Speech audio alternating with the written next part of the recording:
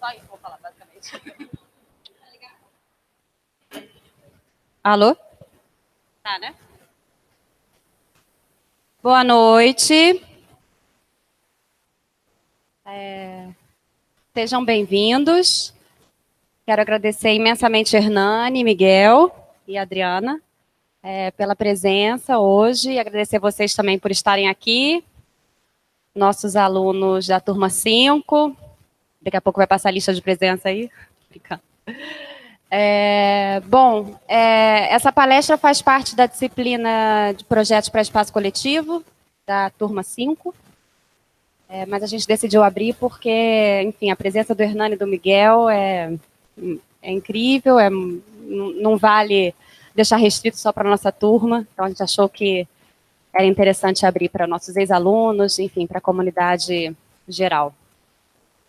Para os nossos alunos, eu espero que seja inspirador ouvi-los falar sobre os projetos de interiores da Casa Daros, que o Hernani vai falar, e o projeto da Escola Eleva, do Miguel. Da Casa Daros, eu cheguei a conhecer, enfim, a Escola Eleva ainda não fui. Espero que seja inspirador para vocês, para os projetos que vocês vão desenvolver na disciplina. É isso, aproveitem. A Alice vai dar uma palavrinha, que é a nossa professora, Alice Tepedino. E é isso, boa noite para todos. Olá, boa noite. Como eu falei para os meus alunos, né, nas últimas aulas, eu acho muito legal essa oportunidade de expandir assim, a nossa visão para além do interior, né, da arquitetura de interiores, do design de interiores. Eu acho que essa é uma oportunidade muito legal, porque a gente está aqui com duas etapas, né, de uma mesma pré-existência que foi transformada, primeiro pelo Hernani, depois pelo Miguel. E no design de interiores, a gente está sempre intervindo sobre alguma pré-existência, né? Então, entender formas de intervenção e abrir essa sensibilidade, né, para entender quais são as possibilidades, e sempre são infinitas, né, que na arquitetura não tem certo e errado. Então, acho que é uma grande oportunidade. Vou passar aqui a palavra para o Hernani, que vai iniciar, e depois o Miguel, né, na ordem linear. Boa noite. Antes de tudo, agradecer o convite. Achamos, né, Miguel, a ideia ótima de juntar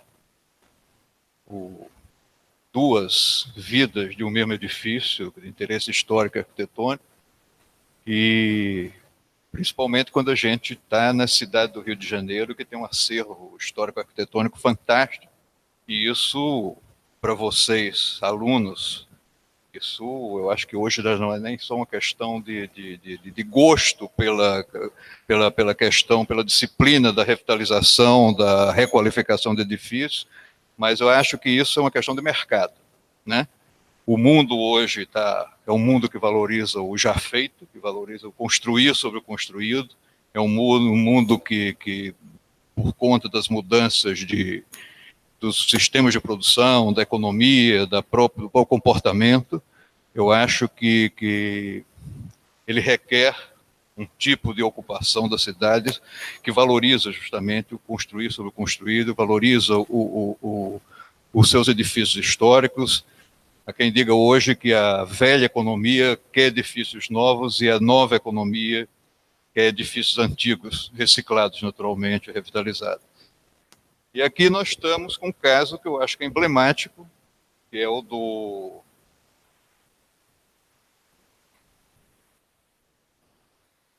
Aí o nosso objeto da nossa... Eu imagino que seja o objeto da nossa conversa hoje, que é esse prédio, que é um prédio do ecletismo oitocentista, um exemplar importantíssimo aqui no Rio.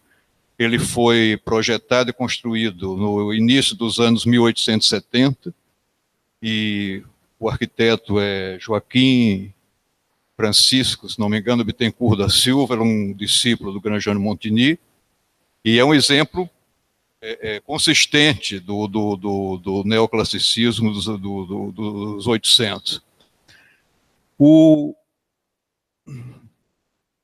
Ele foi construído para atender a um programa era um orfanato, um recolhimento de órfãos da Santa Casa da Misericórdia, funcionou como orfanato até 1930 e poucos, virou um educandário, né?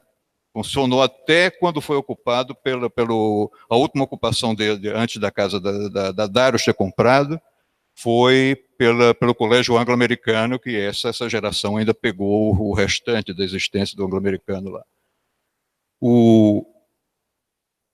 Tem assim as características esse ritmo muito disciplinado entre cheios e vazios, entre maciços e janela, 2 pátios simétricos, né? Que também é um pressuposto do neoclassicismo, e nós chegamos aí 2008, acho que foi isso, e convidados pela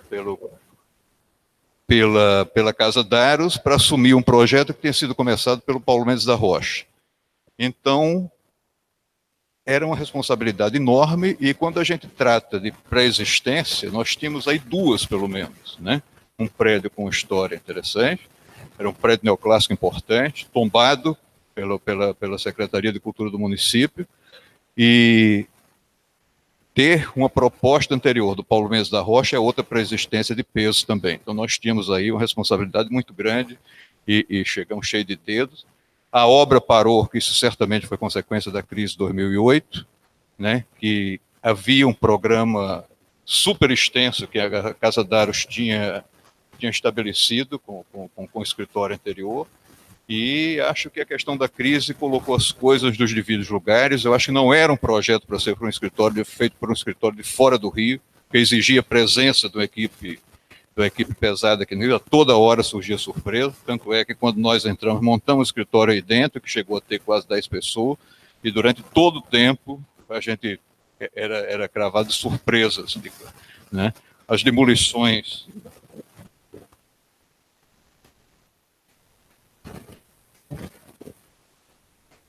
Tem mais uma imagem do prédio. São fotos antigas, são fotos, eu acho que do início do século.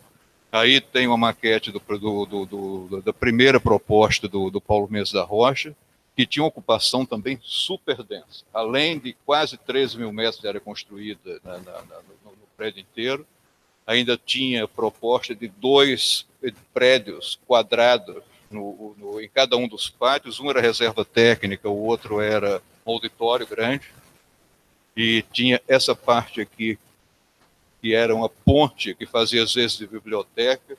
Então isso era uma coisa realmente megalô, que viajaram juntos, Paulo e a crise de 2008, acho que deu uma reforma.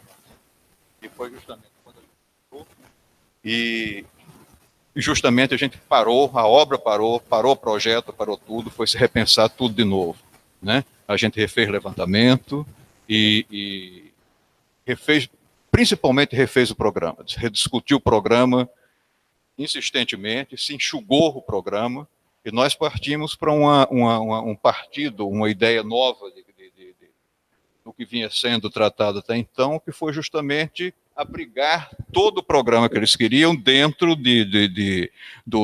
da volumetria do casco existente. Reforçando, inclusive, assim, os elementos importantes do neoclassicismo, que eram, como se diz, a simetria, os pátios simétricos.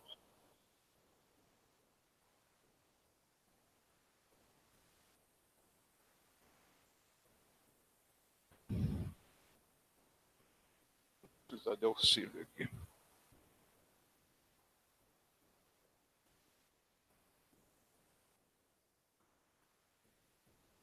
Ok.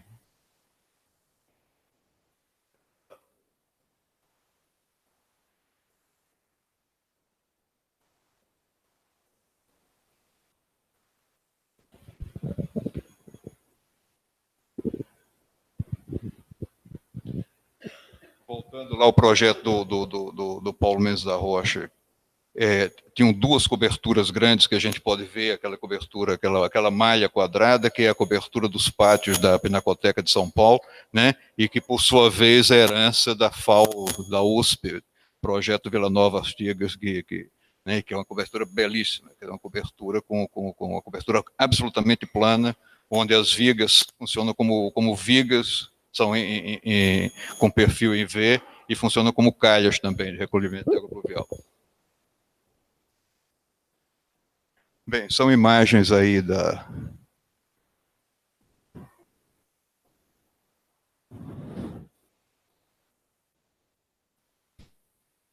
Vou ter um torcicolo.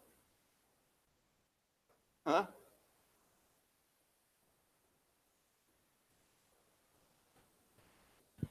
Isso já foi um desenho da intervenção, esse rebaixamento que fica na frente do que eram a loja e o auditório, com a entrada independente,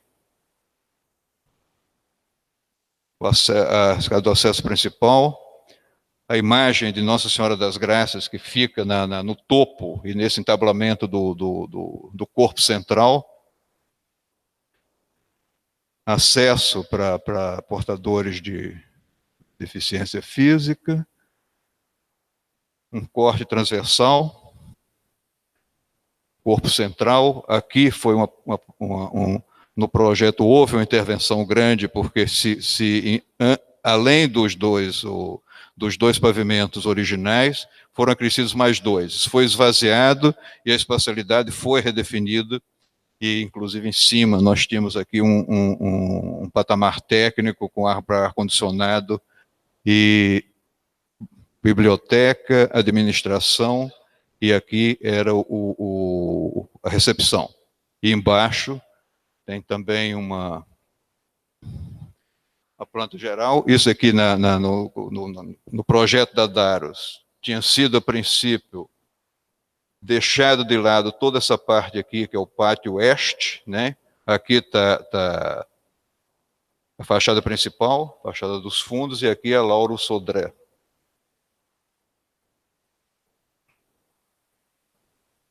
Segundo pavimento, a gente chamou isso aqui de fase 1 e fase 1 e fase 2, essa fase 3 ficou para uma outra, uma fase subsequente.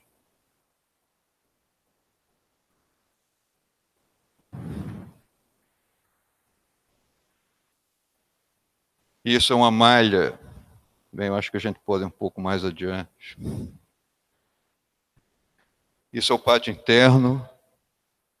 As demolições realmente foi uma obra, bem, acho que vale a pena chamar, dar fazer uma reflexão em cima, usando isso como tema. Os prédios, principalmente os prédios que têm algum interesse histórico e arquitetônico, principalmente, eles têm direito a muitas vidas, e eu acho que esse é o eixo da nossa conversa. E é o interessante dessa proposta, justamente, é dizer quantas vidas um prédio pode ter. E eles têm direito a muitas vidas porque a erosão, eu gosto muito dessa terminologia, a erosão funcional, ela geralmente é mais rápida do que a erosão física, e acaba com os prédios. Então muda o uso, muda as funções, não é? Mas de uma certa forma esse casco permanece substancialmente íntegro. E daí vale a pena se continuar, né, com as novas funções, novas tecnologias, novas espacialidades, e é o que aconteceu aí, né? Agora, esse prédio passa de ser um orfanato, de ser um educandário, de ser um colégio de segundo grau, e esta foi a grande intervenção, né, pesada. A Daros foi um cliente fantástico. Sempre que se tinha alguma dúvida entre 2 ou 3 especificações ou 2 ou 3 soluções, era sempre escolhida a melhor, né? Que é uma coisa rara para nós arquitetos brasileiros, quer dizer, você ter realmente esse reconhecimento e toparem isso. Isso é uma coisa invejável. De vez em quando, quando a gente pensa nisso, parece sonho, mas existiu, posso assegurar. E caixas de retardo, a gente tinha grandes cisternas, o pátio central, que esse é o pátio oeste, que é o pátio mais à direita de quem olha para a fachada principal do prédio, né? Ele foi inteiramente refeito.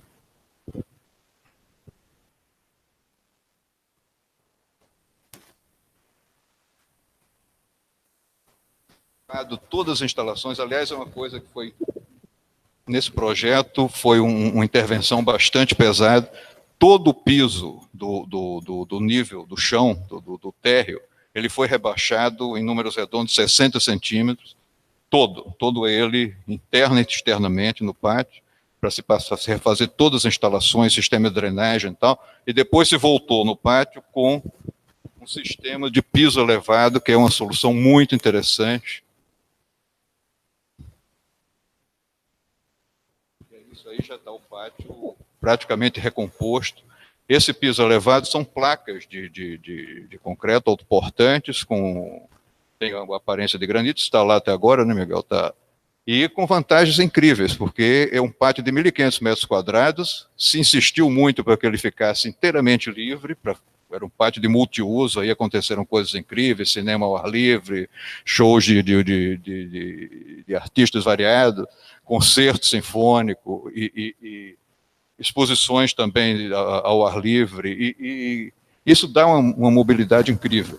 E com coisas que parecem pequenos detalhes, mas que é importantíssimo. Esse piso, ele é nivelado, inclusive com todas as soleiras da loja, né?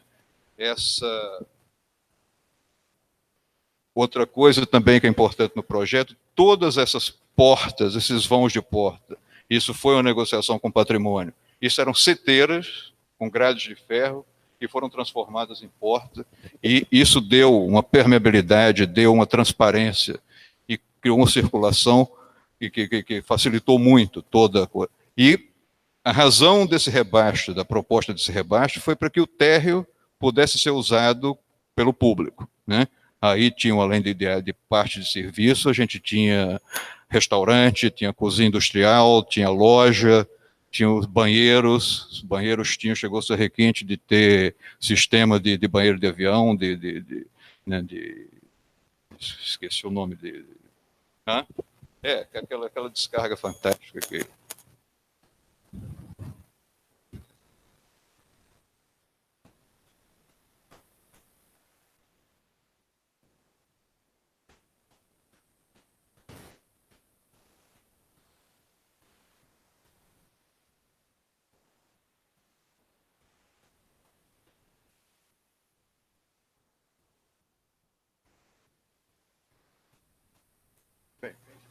E antes e depois de operações.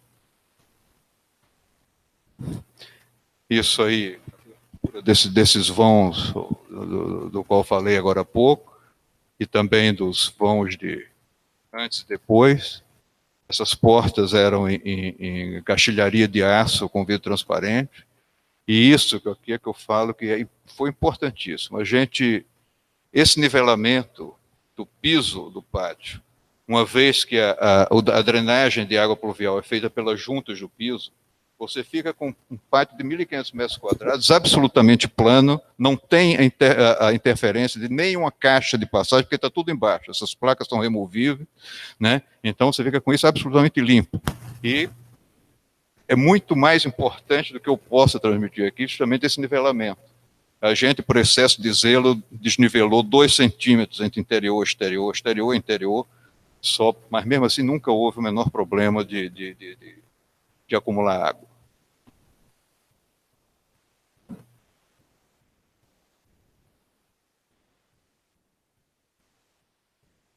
As obras de rebaixamento,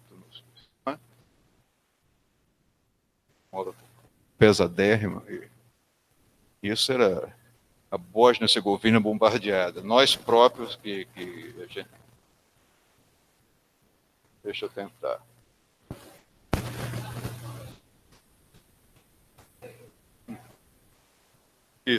Isso. Os arcos aparentes, pois é. Aham.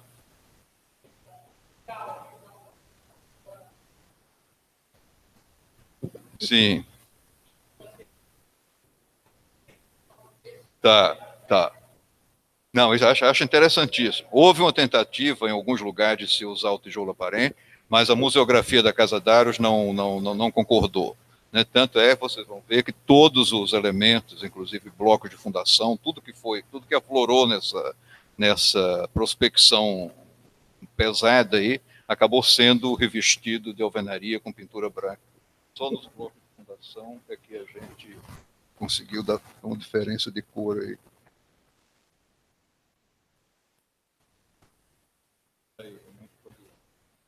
Ao se cavar, naturalmente apareceram os blocos de fundações que o nosso consultor de estrutura, o Geraldo Felizola, que é ótimo trabalhar com ele, tem uma experiência gigantesca, patrimônio, uma sensibilidade incrível para esse tipo de coisa. A gente conseguiu diminuir um pouco o volume desses blocos e eles foram depois revestidos, a gente só manteve um grafite bem invertido aí para fazer uma diferenciação, mas todas as paredes são revestidas e pintadas.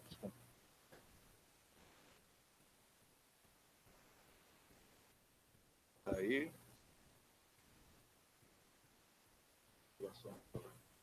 de concreto, um piso cimentício de concreto estrutural. O restaurante, o Mira.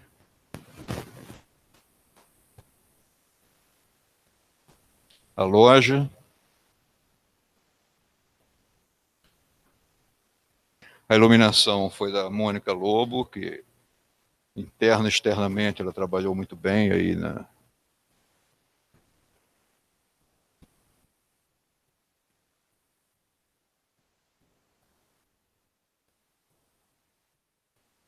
Foi uma intervenção super pesada, porque tem reforço estrutural, principalmente no corpo central, né?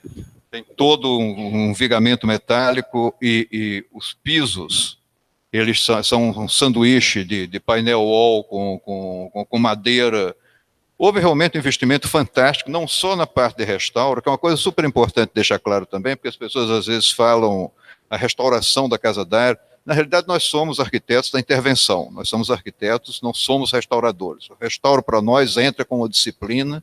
Trabalhou conosco no projeto de restauro a Regina Poutinho de Matos, que é um excelente, já trabalhou em outros projetos com a gente também, mas sempre assessorando, e esse balance entre o restauro e revitalização é importantíssimo para que se possa realmente selecionar o que deve e como ser recuperado, potencializar determinados detalhes digamos, do caráter construtivo do prédio original. Então, esse comportamento, esse olhar do arquiteto justamente nessas decisões conceituais de projetos que são super importantes. É uma coisa que é importante é que a gente tentar não descaracterizar o prédio original, por mais que você faça intervenções pesadas, mas eu acho que tem de manter o espírito, de uma certa forma, a espacialidade, os detalhes construtivos de alguma maneira, e deixar, antes de tudo, muito claro quem é quem nessa história, né? Quem é, o que é a arquitetura do prédio original, e que os elementos da intervenção sejam absolutamente claros também a qualquer olhar, de leigo, de visitante, de outros arquitetos e tal. Então, essa questão, e que possa, inclusive, ser revertidos numa outra intervenção, no segunda, terceira ou quarta intervenção, né? Isso eu acho fundamental. A linguagem da intervenção ser muito clara, ser contemporânea, ser a melhor maneira de você respeitar um prédio desse é sendo contemporâneo, mas com o devido respeito. Até porque existe um autor desse prédio original que não está mais aí para se defender. Então você está aí meio sozinho fazendo isso, então tem de uma certa maneira você... Então, o projeto do Paulo era um pouco intervencionista demais, apesar de eu gostar muito como projeto. Ele tem uma proposta também nessa mesma linguagem para o Museu Nacional de Belas Artes, que eu acho incrível, mas quase que incendiou o IFAM, né? Foi um propósito, principalmente no ponto de vista estrutural, é um prédio de planta quadrada que nasce colado nas divisas internas do pátio interno do Belas Artes. Vale a pena ver isso, que é muito interessante.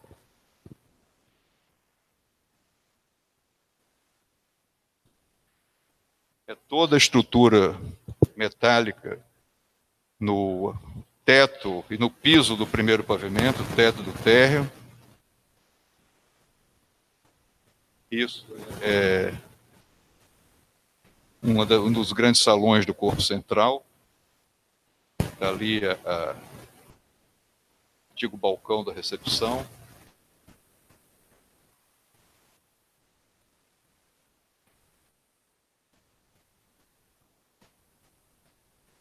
A parte de ensino infantil, essa foto é interessante, isso é o miolo, o ponto médio do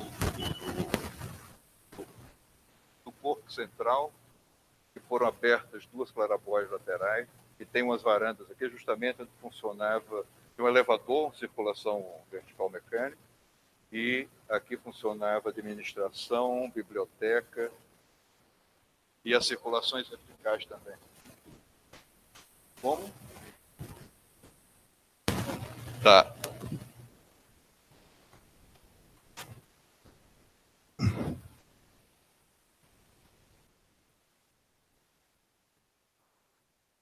Isso é um detalhe justamente dessa clarabóia. Essas são varandas que são intercaladas aqui justamente nesse espaço lateral, que de um lado tinha essas varandas, também não, saí aqui para conversar no meio de uma reunião, saíam 2, 3 pessoas, foi muito usado, e do lado oposto a gente tinha uma escada que era a circulação vertical da ligação aqui desses pavimentos que viraram 4 pisos aqui.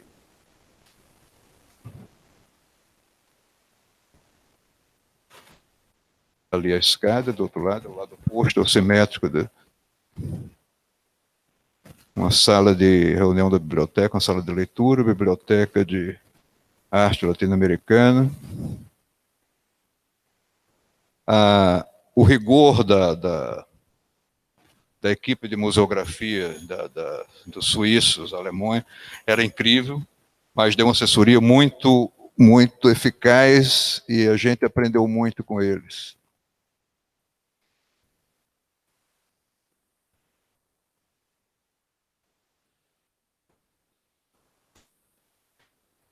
Esse é um grande salão, talvez o maior salão de exposição, que é justamente no corpo sul.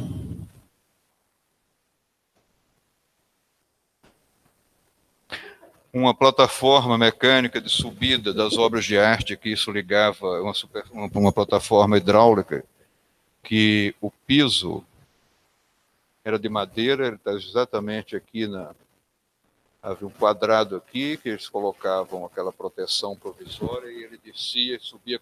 Isso está lá ainda, né? Não, porque era um sistema incrível das obras de arte.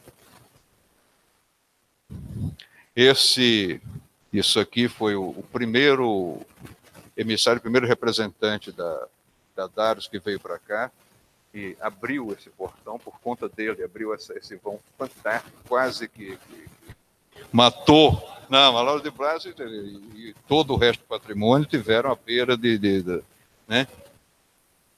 Voltou, recuperaram, né? Pois é. Ou subia pela plataforma, ou entrava por aqui com a grua. Certamente a gente não teria feito para abrir isso, mas como já estava aberto, foi nosso argumento, vamos utilizar em vez de recuperar.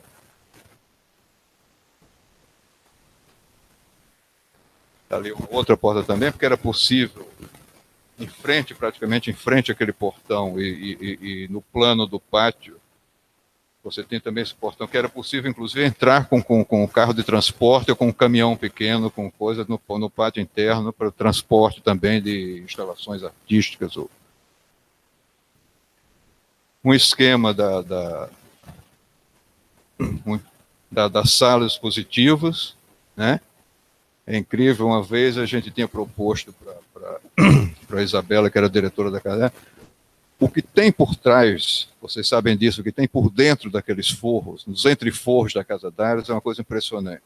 A gente tinha proposto uma vez tirar o gesso de um daqueles salões grandes e a exposição seria o que não se vê, né? Porque é impressionante a quantidade de infraestrutura, quer dizer, a cabeça de suíços alemães para manutenção, passarelas de manutenção e toda uma malha estrutural que serve não só para apoiar os equipamentos, ar-condicionado, bandejas de escoamento, e inclusive pendurar obras de arte de maior porte, né?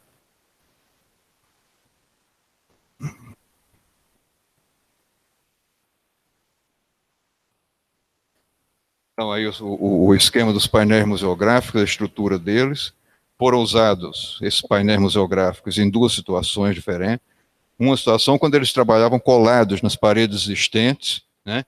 E havia aí uma contradição entre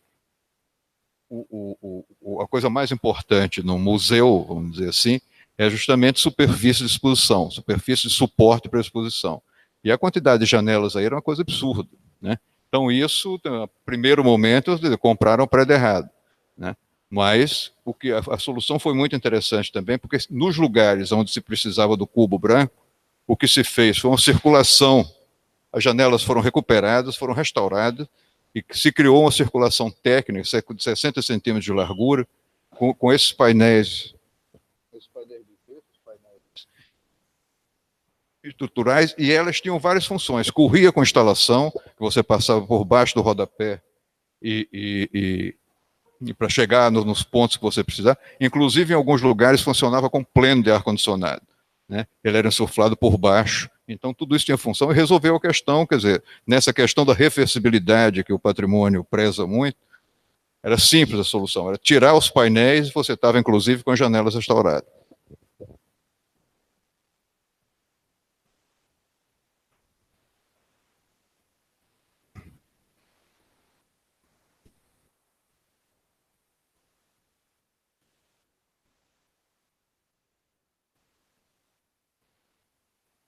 Aí está essa malha de metálica, que isso praticamente existe no prédio inteiro, suporta duto, suporta máquina de ar-condicionado, eventualmente você pode, ela está acima do gesso, né?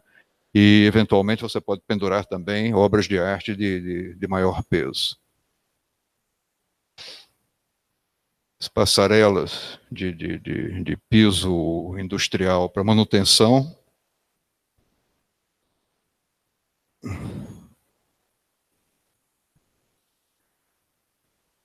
Aí os entreforros com as partes antigas. A primeira providência da obra foi justamente a recuperação dos telhados, né? Foi a primeira parte da obra a ser executada, no prédio inteiro. São telhados de uma extensão enorme, telhado de duas águas, telha francesa, e também um problema que nessa alta tecnologia que foi usada como opção em basicamente todas as disciplinas de instalação, as calhas são largas e usou-se um sistema suíço chamado Geberit, e diminui o número de condutores de água pluvial, e eles funcionam por sucção. Porque imagina só, que uma calha numa extensão de 30, 40, 50 metros, com caimento de 2%, vai dar uma altura brutal. Então, esse sistema é interessantíssimo, funciona super bem. Ele tem visitas, e além disso, nós tivemos a precaução de usar uns extravasores, que estão numa altura que, se eventualmente isso não funcionar, ele é como se fosse um ladrão de caixa d'água. Ele tem vários pontos, é uma coisa que parece uma luminária de cobre que está funciona lá no ritmo, mais ou menos no ritmo da janela. Quando você está, como se diz, abrigando obras de arte, a gente tem que ter cuidados assim, que foi uma das coisas que a gente aprendeu com as pessoas da museografia. Então, tudo ali era realmente voltado para a segurança e o cuidado com as obras que estavam sendo expostas ou estavam guardadas.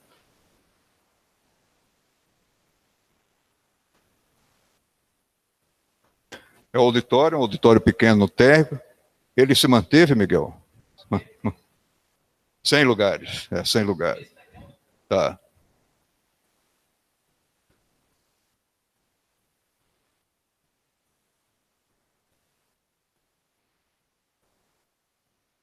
Um auditório de conferência, um auditório. Aí que vocês fizeram agora o prédio, essa construção foi demolida e foi onde foi implantada a subestação.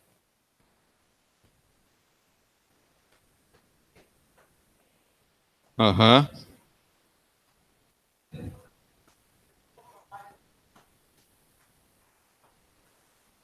Sim.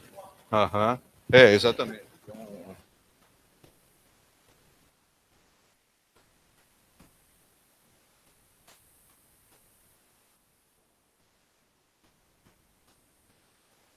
Piscina de restauro, aí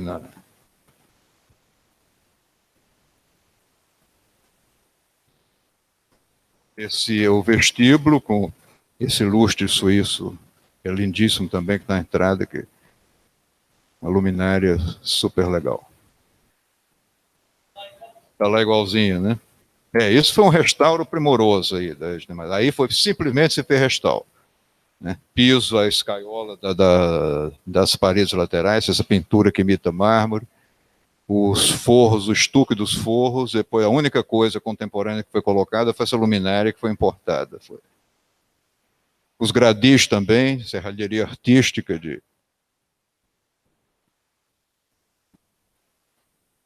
os restauros dos apliques de...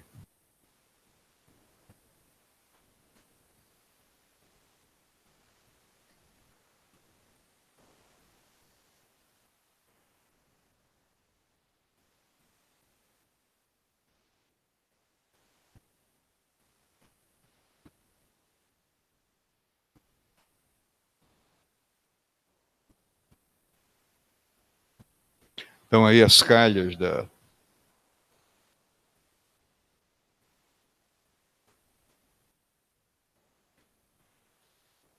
as grandes calhas aqui com o sistema Geberit, está aqui, esse é o extravasor. Né? Quer dizer, quando uma calha, eventualmente uma calha, a calha está nesse nível, se eventualmente uma calha transbordar, antes de vazar para dentro, essa água é naturalmente jogada para fora.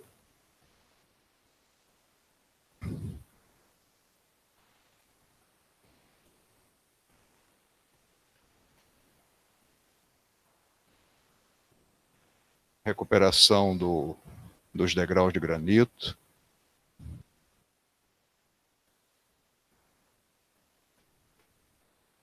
E essa, se não me engano, é a última foto, está lá a Nossa Senhora das Graças. E basicamente esse é um resumo, um resumo do projeto de intervenção na Casa Daros.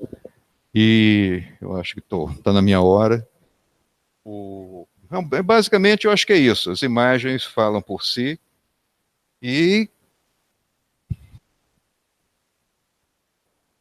volto a dizer isso, quer dizer, os prédios, principalmente os prédios que têm algum interesse histórico e arquitetônico, eles têm, sem dúvida, direito a muitas vidas, né?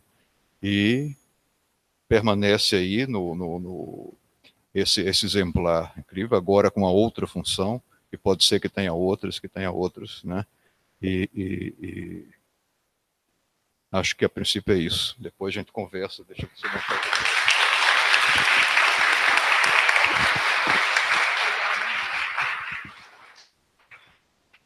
Bom, gente, a gente resolveu concentrar todas as perguntas para o final da fala.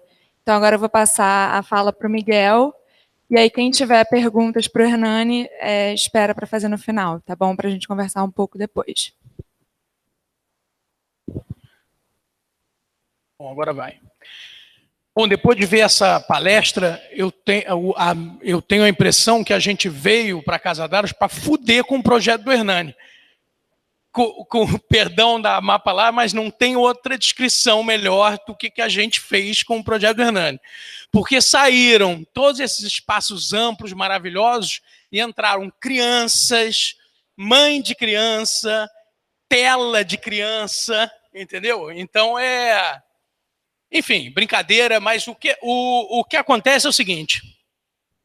A gente herdou... isso que o Hernani falou de outras vidas, né, do prédio. O prédio tem muita alma e ele voltou a ser uma escola que ele já foi no passado antes da Daros, antes de um espaço de museu. E a gente herdou do Hernani um repertório enorme de soluções e detalhes resolvidos, né? O projeto foi feito em metade, 60% da casa, toda a construção em volta do pátio oeste, e o pátio leste tinha sobrado sem uso. Então a gente herdou um repertório de detalhes fantásticos que foram pensados e onde se investiu um dinheiro muito bom, porque a Daros fez um projeto de arquitetura muito sofisticado e fez um projeto de restauro que a gente também não vê, né? A gente não vê por aí. Então, das poucas vezes que a gente faz uma reforma num projeto recente e muito bom. Você nunca pega um projeto para reformar muito bom, é raro isso. Então a gente herdou um repertório de detalhes enormes, de escada, de guarda-corpo, de caixilharia, o rebaixo do pátio e dos acessos, que foi feito no pátio oeste, a gente herdou e repetiu ele no pátio leste. Então, no meu projeto tem muito do Hernani também.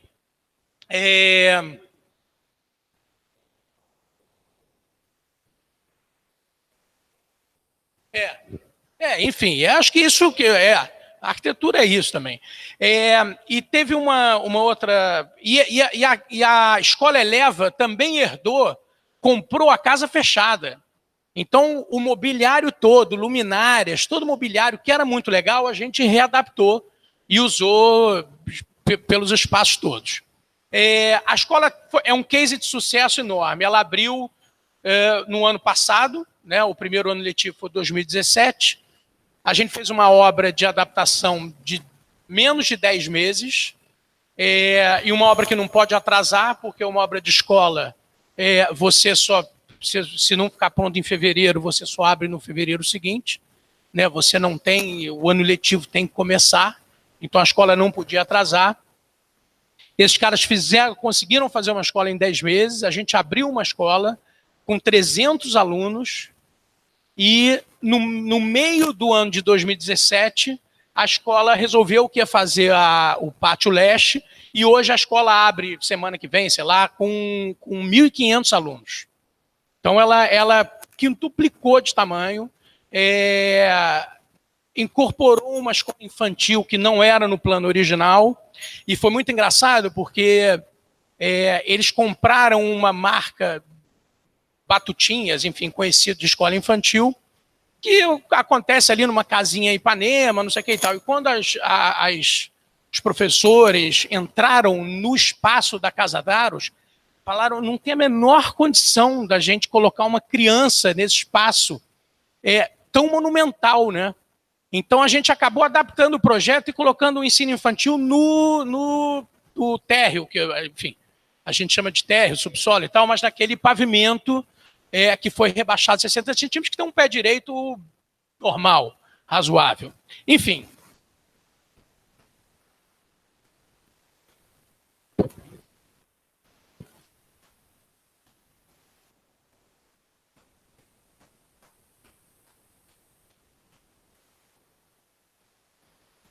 Bom, vamos lá.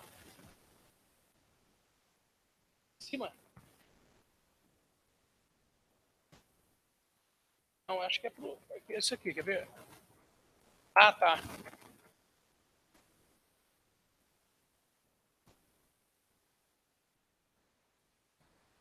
Acho. Bom, vamos lá. Então, Casa Daros ocupava esse espaço e o pátio oeste. Nós começamos a fazer o projeto aqui.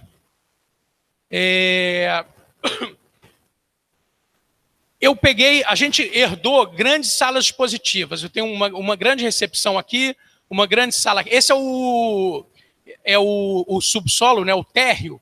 E eu vou... Deixa eu ver se tem a planta. A planta de cima aqui, André? Para cima, né? Não, para baixo. Vamos lá.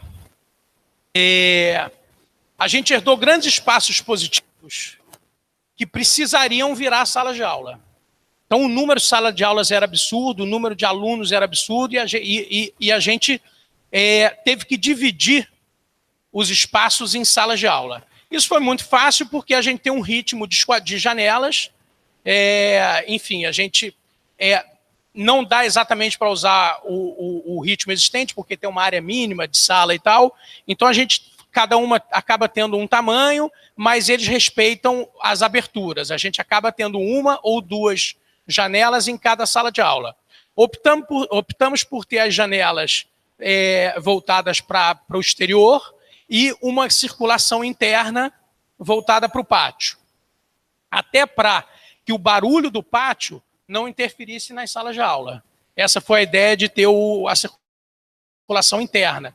E a gente teve um cuidado também de deixar muito bem marcado o que eram as paredes existentes do que são as paredes novas. Então, entrando lá, você tem clara noção do espaço, né, das paredes, mesmo as paredes. É que eu fui embora. Aqui, por exemplo, a gente tinha uma circulação, né, Hernani, que você entrava numa sala, saía, e a gente manteve as paredes existentes com uma determinada imagem, e as paredes novas são completamente diferentes para você identificar exatamente. Precisava colocar uma quadra. O único lugar para a quadra, a gente tentou até externamente, o único lugar para a quadra possível nos tamanhos de uma quadra poliesportiva era no pátio. Primeira vez que a gente fudeu com o pátio do Hernani, porque a quadra tem tela, a quadra tem não sei o quê, e a quadra tem que ser coberta pelo Ministério da Educação. Então, a nossa solução, junto com o patrimônio, foi uma estrutura tensionada, acabou ficando acima da altura do prédio.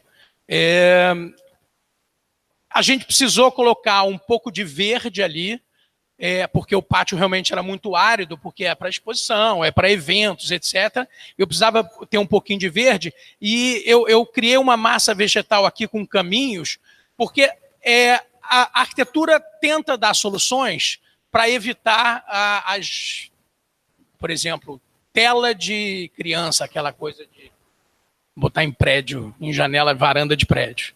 Isso está todo envelopado, aí parece uma obra do Cristo, toda envelopada de tela de criança.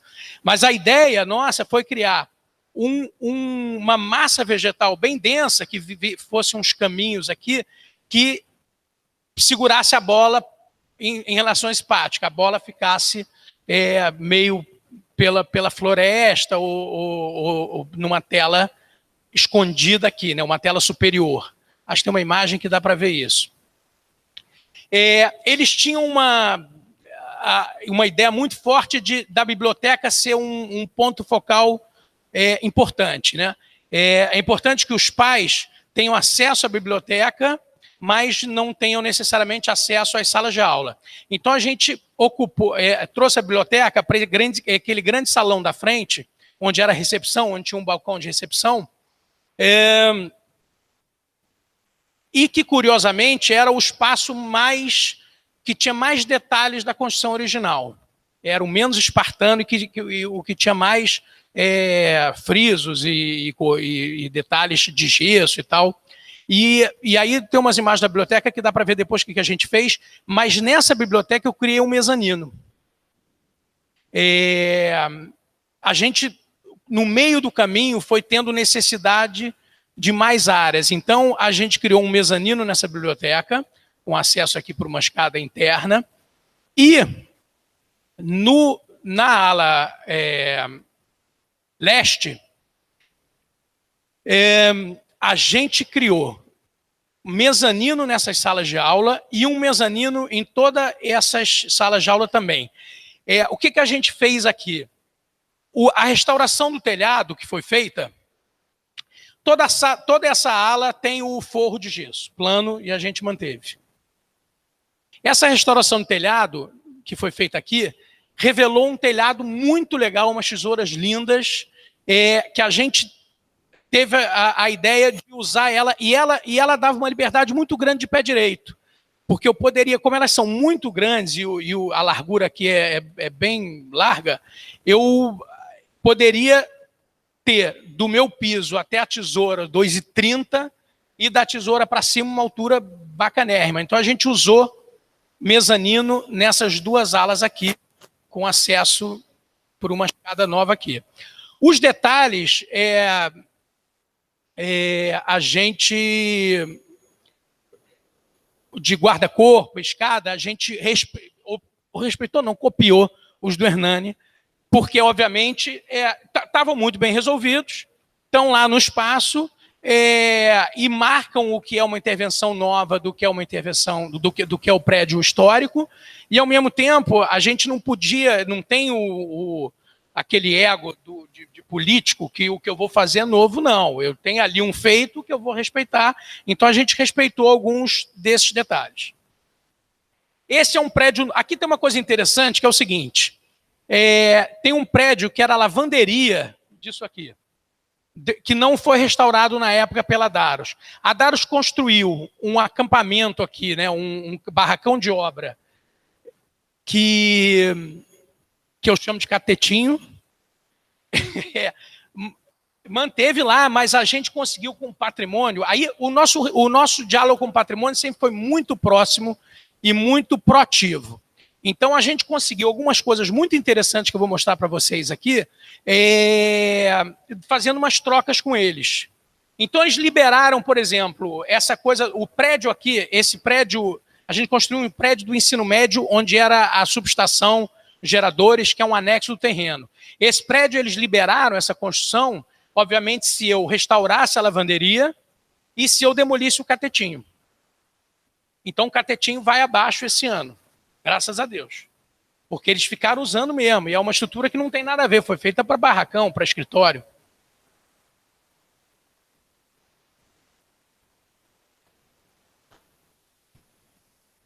Ih, peraí, caramba.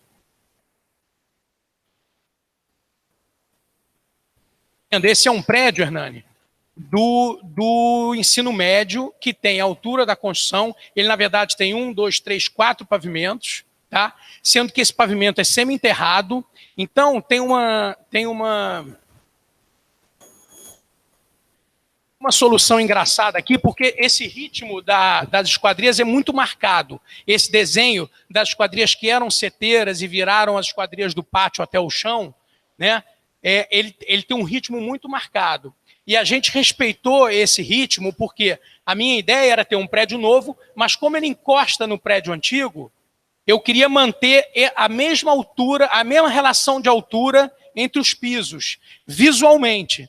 Muito embora eu não tenha, porque o piso desse aqui está nesse nível, porque para encaixar na altura certa os 4 pavimentos necessários, esses níveis são diferentes, diversos do prédio existente. Então nós fizemos um detalhe interessante, que é o desenho da esquadria, com o mesmo tamanho das esquadrias do prédio original, mas eu tenho aqui, esse aqui, peraí. Eu tenho um rebaixo aqui, e a cor que foi pintada dá muito a impressão disso aqui ser uma janela inteira, e não o semi-enterrado aqui. Enfim, acabou ficando um prédio que tinha que ser pré-fabricado, muito barato, etc. A gente revestiu ele com os brises Cortem. Restauramos a lavanderia. Não é uma restauração como foi feita na Daros, isso é importante, porque realmente o valor que foi investido na restauração, hoje nenhum cliente é disposto a fazer igual. Né? No Brasil, a gente não tem essa política do restauro, é uma reforma sempre. Né? É uma pena, porque você vê o suíço, tem uma cultura do prédio histórico. A gente não tem, mas, enfim, nós demos nova vida a um espaço que era vazio, e o acesso a esse prédio é por uma passarela nova que liga ao prédio antigo. Tem sala de música, laboratório no subsolo, e aqui é uma super sala de música. Tem sala de artes aqui embaixo.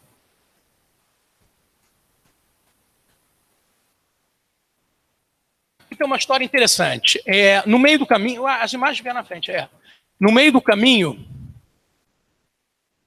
quando houve o aumento da escola, eles precisavam de um auditório para 500 pessoas. O auditório da escola tem 100 lugares. E cliente é engraçado, né? Precisa de um auditório para 100 pessoas, precisa de uma quadra coberta e não leva em conta o espaço físico. Então não havia espaço físico para a gente ter um auditório de 500 pessoas.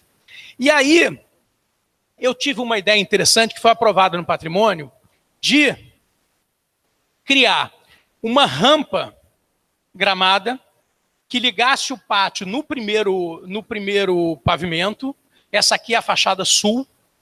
Então, eu criaria uma rampa que ligaria o pátio no primeiro pavimento e aqui dentro eu teria um auditório. Isso foi super bem aceito pelo patrimônio.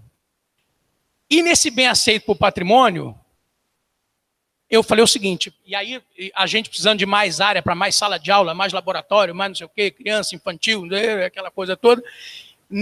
Quando o patrimônio aceitou isso aqui e aprovou, a gente sabe que não teve que lidar com o IFAM, que foi uma maravilha, né? Porque a gente lidava com pessoas que você podia chegar, marcar uma audiência, conversar, levar na obra. Isso teve um diálogo muito grande. Quando o patrimônio topou isso aqui, eu falei, porra, vamos fazer então o pátio inteiro. E foi uma segunda versão, que é o que está construído hoje. Depois eu volto aqui, mas a segunda versão, depois eu volto, foi subir o nível do pátio para o nível do primeiro pavimento. Tá? Eu soltei esse prédio central 4 metros da fachada para ter uma ventilação. Porque uma ventilação, na verdade, para as salas que estão aqui embaixo e para as salas todas de aula que ocupam o térreo. Colei nesse edículazinha que avança, eu colei o prédio aqui porque você tem acesso direto por aqui e você tem acesso por uma passarela do corpo central da escola. E a gente criou uma curva muito interessante, porque como aqui também eu tenho essa mesma edícula, esse mesmo dente, eu não queria colar aqui, eu queria colar só de um lado, e aí a gente criou uma curva na planta baixa, que é bem interessante porque dá esse... Espera aí.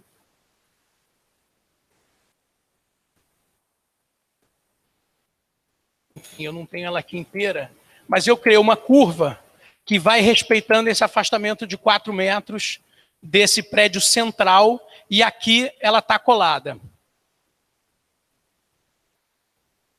E aí eu provei para o patrimônio o seguinte, isso foi esse era o projeto, e o Paulo Mendes da Rocha não conseguiu fazer a cobertura dos pátios, então era uma coisa muito ousada, porque a gente desafiava o próprio projeto do Paulo, que não foi aprovado pela a questão da cobertura, né? Pois enfim, mas era um negócio que seria muito difícil, e o pessoal do patrimônio conheceu o projeto e foi muito contra. Mas foi engraçado, porque como eles abriram a porta do auditório, que era metade, era uma rampa, era um negócio e tal, e eu levei isso lá.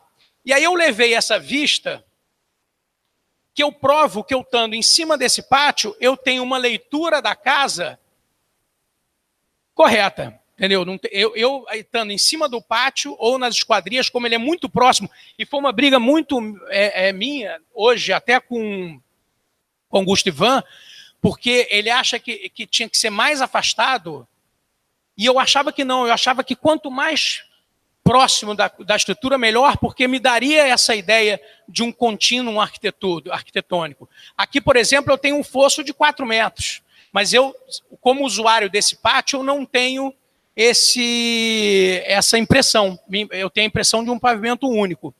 E aí, foi engraçado que a defesa lá, né, eu estando lá na reunião, eles um pouco reticentes, um pouco implicando com a solução, e aí eu falei o seguinte, mas você hoje como a gente ocupa o pátio oeste e o pátio leste, e é o mesmo uso, é a mesma escola, porque a própria Eleva tinha cogitado de ter outros usos nessa ala leste que viabilizassem a escola, alugar, enfim, salas, sei lá o que era, cursos externos, até porque eles são donos de curso de inglês, de um monte de coisa, então eles iam botar um outro uso.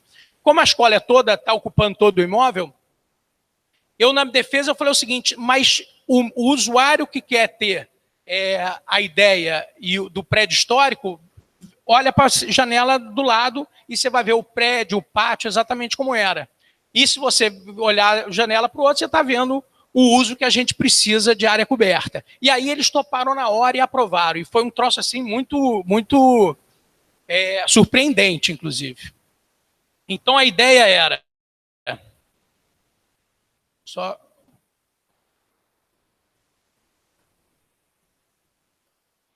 Então vamos lá, essa era a primeira ideia, que era uma rampa. Eu tinha um auditório completo, com um teatro bem equipado. E a rampa na cobertura disso. E a gente tinha um desenho de paisagismo. E aqui é aquela curva. Também eu tinha um lado que fazia eu ocupava, né? Porque aqui tem uma escada que vai dando um escalonado que essa curva acompanharia. E era um auditório embaixo dessa rampa que ligaria no primeiro andar. E aí você tem um auditório que acabou que queriam que fosse retrátil, enfim, com palco completo. O segundo auditório é o auditório de 500 lugares, também rebaixado. Aqui eu tenho a cobertura no nível do primeiro pavimento, e aí você tem rebaixado o segundo auditório. Isso simplificou muito hoje, temos uma terceira opção. Mas, uma coisa é um Frankenstein, mas vai funcionar, que é o seguinte. Por questões de orçamento, essa ainda é a segunda opção.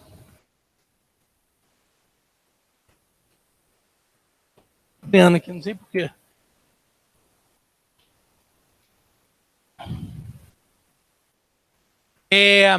Essa é o que está pronto, está sendo construído hoje.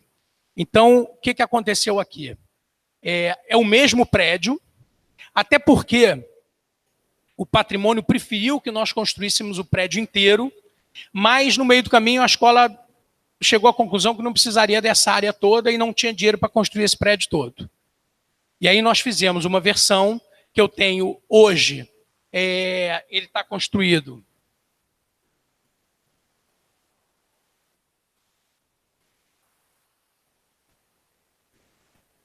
Está construído um grande pedaço, e aí eu mudei as escadas de acesso de maneira que, num segundo momento, ele possa construir o final desse prédio. Porque isso também é um acordo com o patrimônio, que eles têm que fazer o prédio completo, porque foi o aceito, e é o que esconde a intervenção de um novo prédio nesse pátio.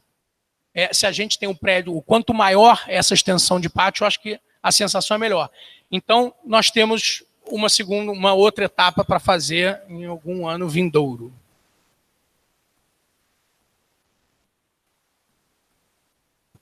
E essas são as vistas, enfim, do pátio hoje e no futuro. O auditório tem que ser uma sala multiuso, então ele não pode ter o rebaixo da arquibancada. A gente acabou optando por cadeiras soltas e um piso livre. Ficou com o pé direito um pouco mais baixo, mas ainda é uma área bacana.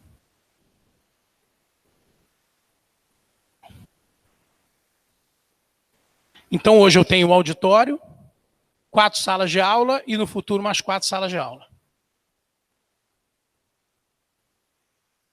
500 contando com uma arquibancadinha aqui de 1,5 metro. Aqui dá uma folga.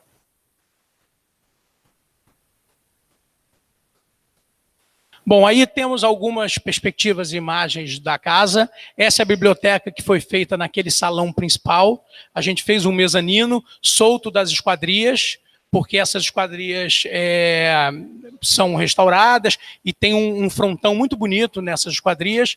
Então a gente soltou essa estrutura da lateral e criou esse mezanino. Esse aqui é o mezanino. Herdamos luminárias lindas da Mônica Lobo, da LD Studio, estão todas lá, divididas, né? Temos uma arquibancada aqui.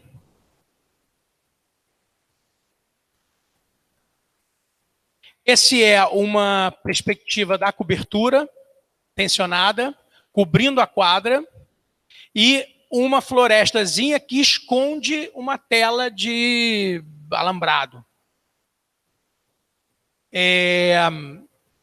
Essa estrutura hoje está acima da casa, por sugestão até do Fajardo, enfim, a gente acabou aceitando e está lá. Esse mobiliário era todo da casa também, que foi herdado. E aí, usando até as placas, a gente foi fazendo uma transição para ter um pouco mais de verde no pátio.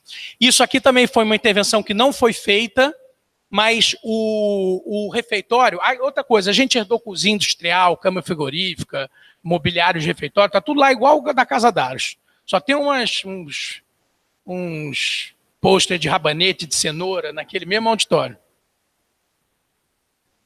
Escrito Carrot.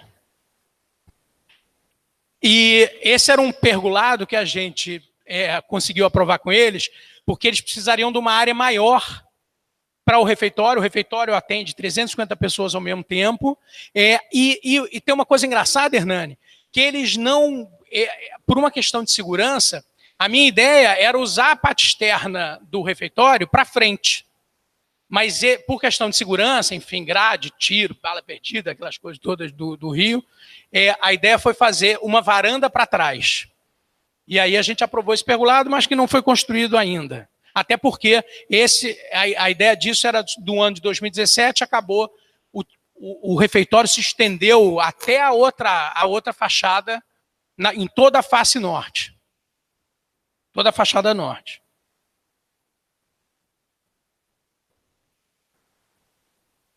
Olha que beleza. Igualzinho. Tem uma coisa interessante na escola, na programação visual da escola, que foi feita pela Tutti Design, que eles criaram um alfabeto, que eles chamam, e toda a programação da escola apresenta isso, aonde eles repetem elementos da arquitetura. É muito interessante, porque são marcas, a gente vai ver por aí nas fotos, mas são marcas, por exemplo, eu tenho aqui o mesmo formato daquele portão do térreo. Aqui eu tenho um desenho que é o desenho das esquadrias. Eu tenho um desenho do frontão também. Então, eles têm um alfabeto de pequenos símbolos que são usados em toda a programação visual da escola, que repete os elementos da arquitetura do prédio histórico. Olha que sacanagem. Sacanagem, né? Dá tristeza, não dá, Hernani, ver um negócio desse? E olha que eu escolhi as melhores fotos, só por sua causa. Mas, enfim, é aquela coisa, é uso, é uma escola, não é mais um museu, temos 1.500 crianças diariamente aí. Enfim, aí temos pátio, escorrega, aquela coisa toda. Mas é curioso ver um espaço com muita vida ali, todo dia.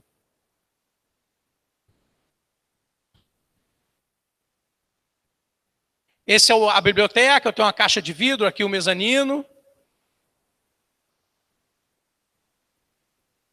Enfim, marcenaria, móveis coloridos, tem muita cor.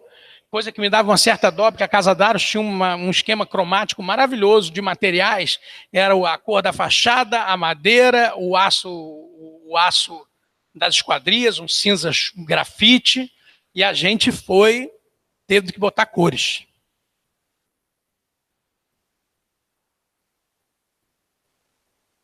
Ó, aqui é a rede. Isso aqui era um buraco lindo que tivemos que botar uma rede como se uma criança fosse pular na mesa do computador para jogar lá embaixo. Mas isso, eu tive muita reunião com mãe de escola, gente. Mãe de escola é uma desgraça. A gente tinha reunião com mãe de escola. Um dia eu falei, eu não atendo mais ninguém, mãe de escola nenhuma, porque vai atrapalhando a arquitetura. E eu falei o seguinte, o lema é criar o cidadão global. O cidadão global rala o joelho no chão, se machuca não sei aonde. Então, foi uma luta. Aqui tem uma rede em cima de um buraco.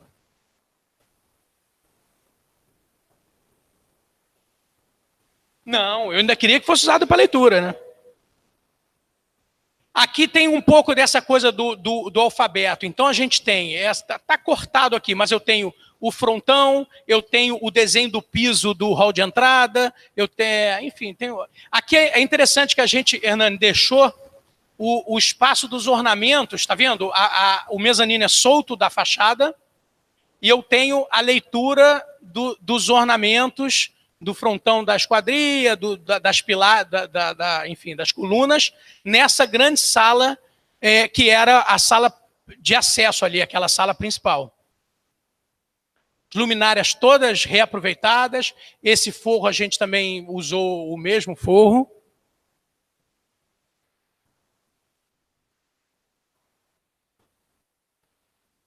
Aí, carrot. Aí o refeitório, enfim, que ocupa o mesmo espaço no subsolo. E hoje, isso aqui era um tapume de obra, hoje ele se estende infinitamente. Esse é um lugar muito bacana, é o Makerspace, é um lugar de uma oficina de mecânica, de um monte de coisa, e ele ocupa esse subsolo onde tem aquelas grandes as estruturas em arco originais.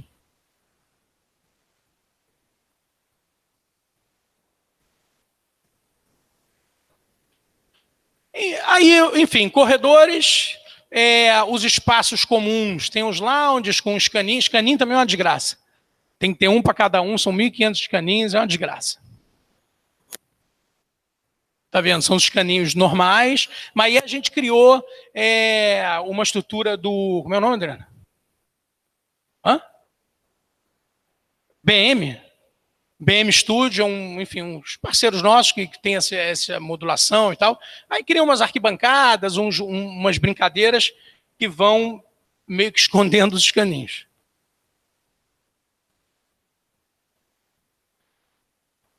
Sala de aula com, enfim,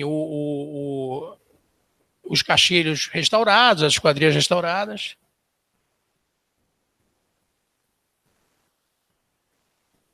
Aí. Voltou aí, não? Laboratórios, enfim. Aí você tem um uso de escola em todos esses espaços. A gente redividiu a escola toda. Lá embaixo, os espaços... Isso foi uma solução interessante, assim, junto com o próprio escritório de design, as cores me incomodavam um pouco, assim, muito, né, em grandes planos. Então a gente resolveu pintar só o interior dos arcos com as cores da escola para dar uma brincadeira sem poluir muito.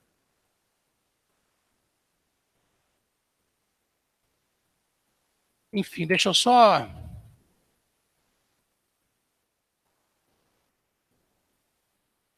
voltar aqui para a planta. Não tem. Não tem porque não está ficando pronto agora, essa semana. E aqui é interessante, você consegue botar essa... Peraí, deixa eu só ver. Não, é o de baixo, peraí. Essa 3. Foi, né? Vamos lá. Aqui tem uma coisa interessante que é o seguinte. A nossa ideia é que o auditório... Isso eu forcei muito a barra deles. Eu queria que esse equipamento fosse aberto para a cidade. O teatro. Você tem um uso, a partir das 6 horas você tem a escola vazia, sábado e domingo você tem a escola vazia. Então, não só para uso de teatro, eventualmente no final de semana, palestras, você pode ter um TED, você pode ter vários eventos paralelos à escola. E eu forcei muito a barra que esse aqui fosse um equipamento de teatro bom, bem equipado, e que pudesse servir a cidade. E aí a gente criou esse acesso. Essa é o que? Lauro Sodré, né? Qual o nome? Lauro Sodré, não é isso? Hã? Então, aqui é a Lauro Sodré, aqui é um ponto de ônibus horroroso que a gente conseguiu deslocar, mas eu tenho um acesso direto do lado de fora, um foyer, uma lojinha, uma bilheteria, sei lá o quê, e aí você entra por aqui e você tem acesso ao teatro sem interferir com a escola. Isso a gente conseguiu fazer. E essa área aqui, que é muito interessante, porque essa área é exatamente onde a gente manteve o tratamento original, de tijolo e pedra. Então, você visitando a escola, o madeiramento do telhado aparente, você não tem laje nesse trecho. É muito interessante porque você tem todas as sensações da casa. Você tem a estrutura da casa toda exposta nesse trecho. Aqui você tem um prédio que ocupa o pátio, você não tem o pátio, mas logo em seguida você tem o pátio original. Então a gente conseguiu encaixar 1.500 alunos aqui, numa estrutura difícil, porque do lado de cá eu tenho muito da estrutura original, que na Casa Daros a gente não tinha, quer dizer, eu estou falando já do andar de cima. E nesse trecho a gente também tem um mezanino. Então hoje a escola está completa, esse é o prédio do ensino médio.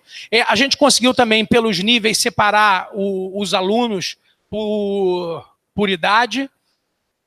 A gente tem ensino fundamental, ensino infantil, ensino fundamental, ensino médio.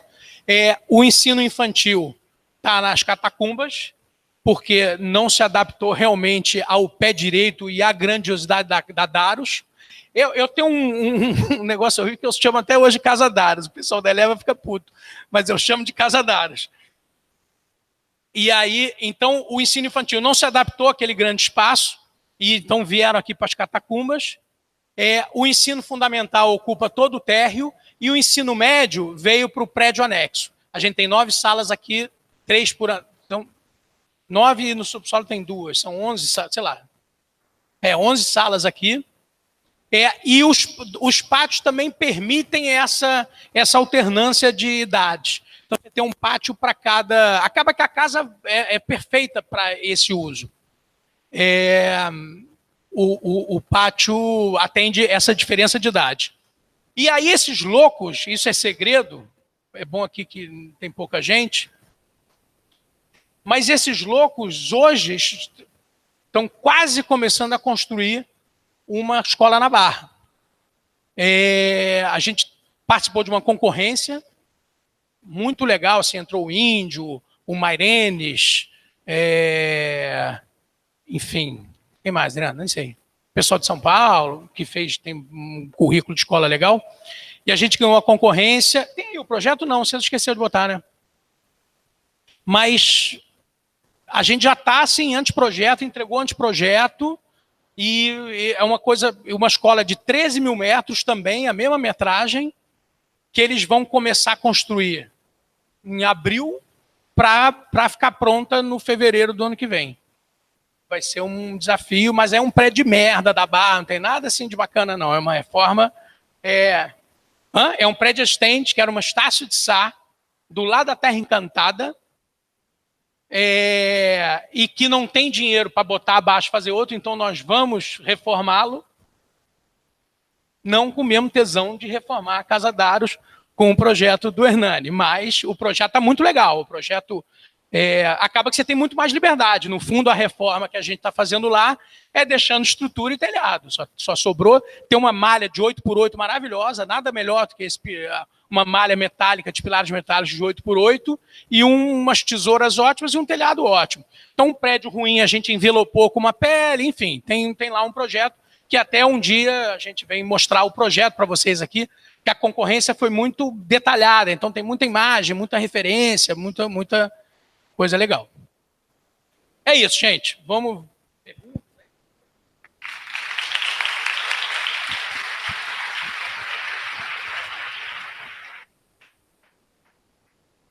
Então, gente, alguém tem alguma pergunta? Não?